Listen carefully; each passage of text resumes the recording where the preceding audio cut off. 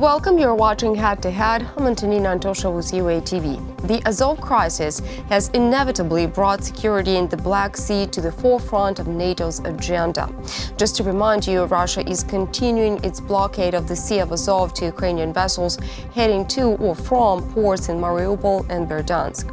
They have all been denied access for more than a week. Now, NATO is monitoring the situation in the Black Sea and is increasing its military presence in the region. To talk more about this, we're joined in the studio today by Serhiy Shumskiy. He is a member of the Association of Veterans of Ukrainian Navy, NGO. Hello, and thank you for joining us. Hello. Hello, Antonina.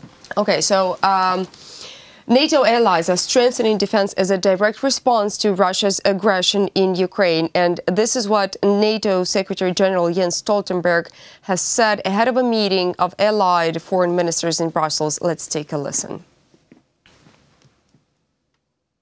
We also have to remember that because of the aggressive actions of Russia against Ukraine, illegally annexing Crimea, destabilizing eastern Ukraine, and now we also have seen what they tried to do in the Sea of Azov, NATO has implemented the biggest reinforcement of collective defense since the end of the Cold War. Now, could you comment? Well, what to comment? Yes, this is quite a serious action made by Russia recent times. Before, we didn't see any, pure Russian forces acting against Ukrainian official forces. Yeah, all actions. Recent action, I mean 4.5 years, recent years, we know were kept by so-called proxy forces of Russia.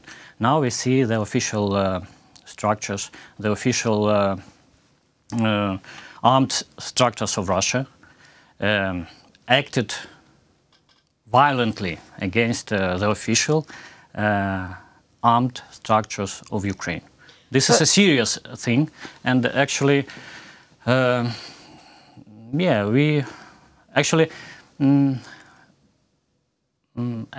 what we can say, this, despite all Russia done previously, including annexation of Crimea and occupation and annexation of Crimea, Russia didn't recognize officially it did it against Ukraine, yeah, officially.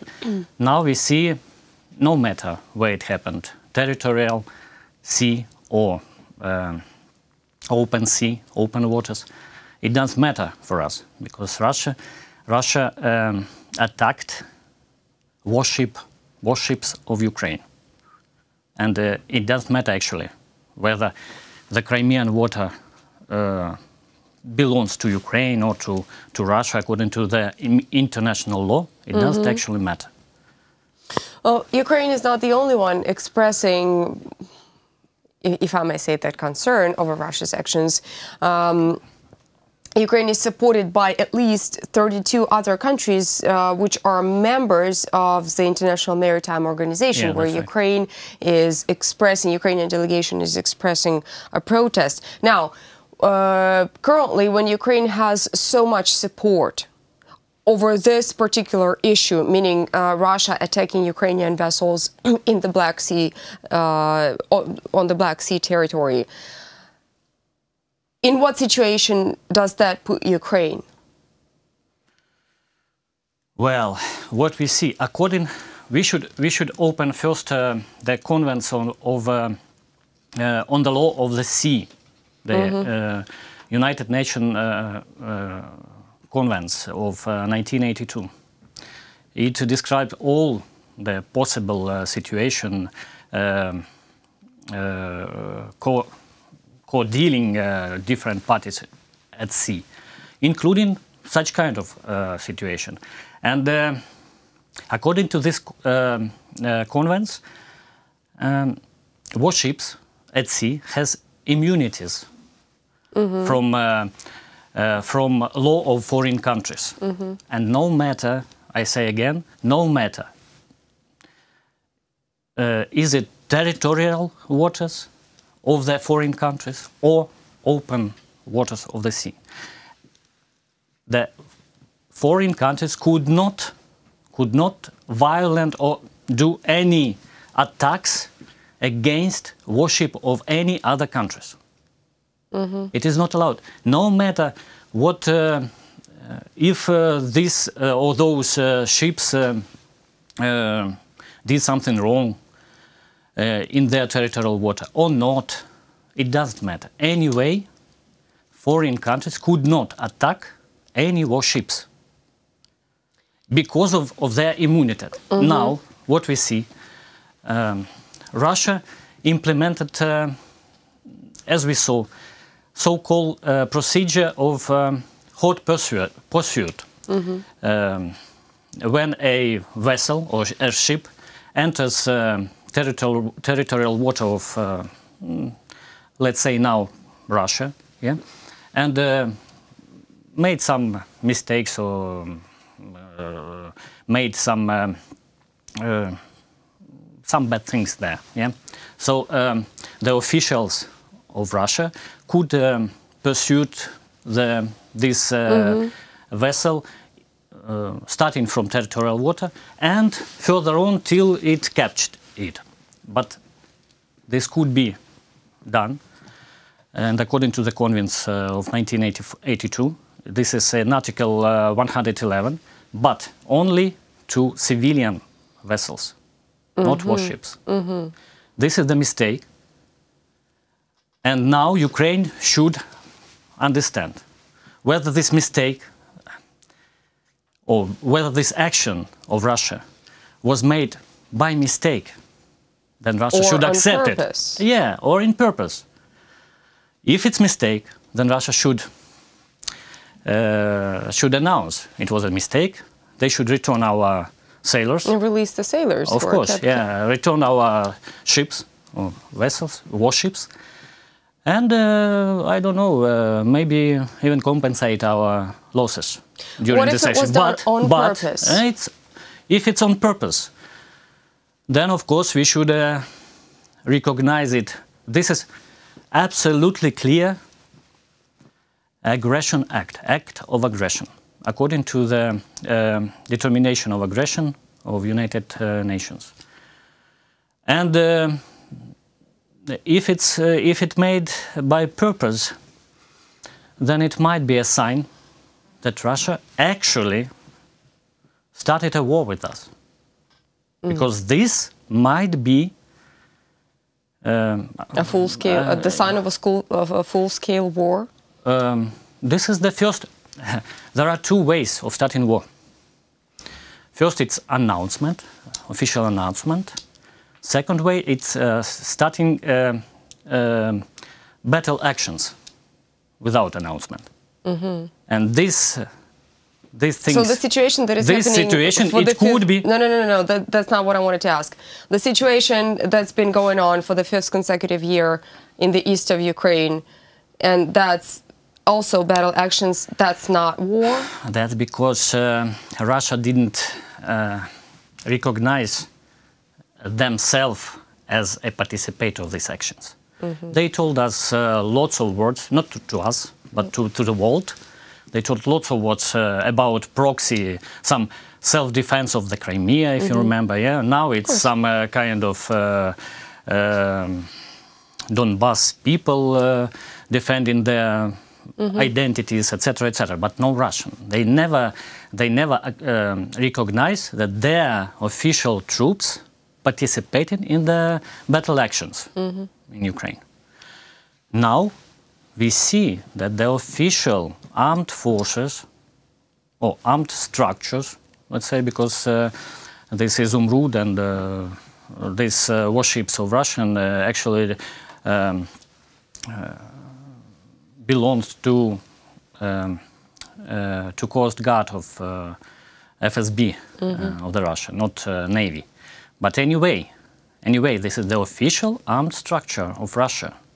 And they caused this act of aggression which could be now, so this is very important thing, that the official structure of Russia calls the act of aggression against the official forces of Ukraine.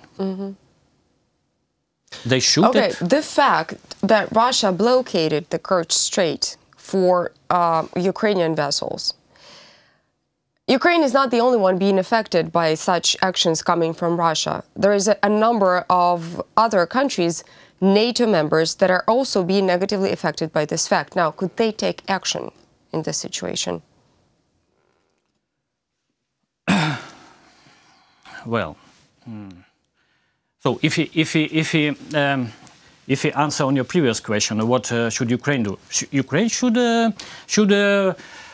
decide how to accept this fact, whether it's really starting of official battle actions against Ukraine from Russia, or it's, let's say, we could accept this as a mistake. So this is a matter of time, I think. Russia now has time to make clear how they think of the situation.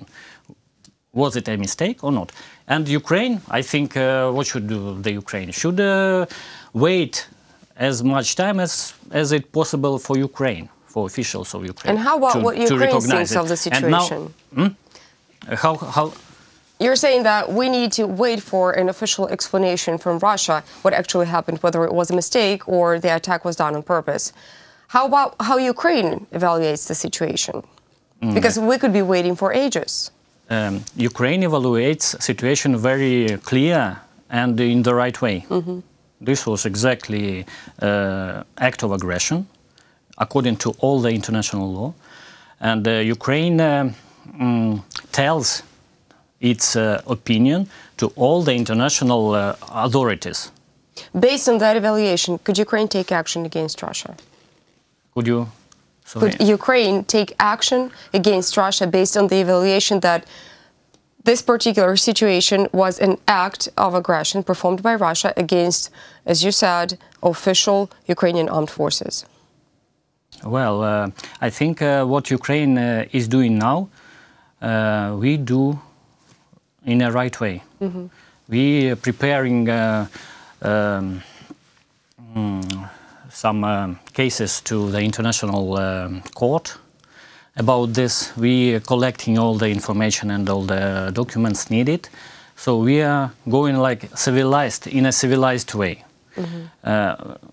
I don't think we are ready to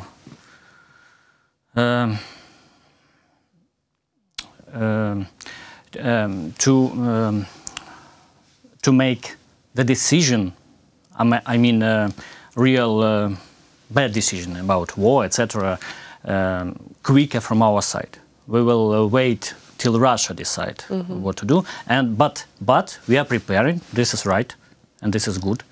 We are preparing to any ways of development of the situation. So about NATO countries affected, it actually doesn't actually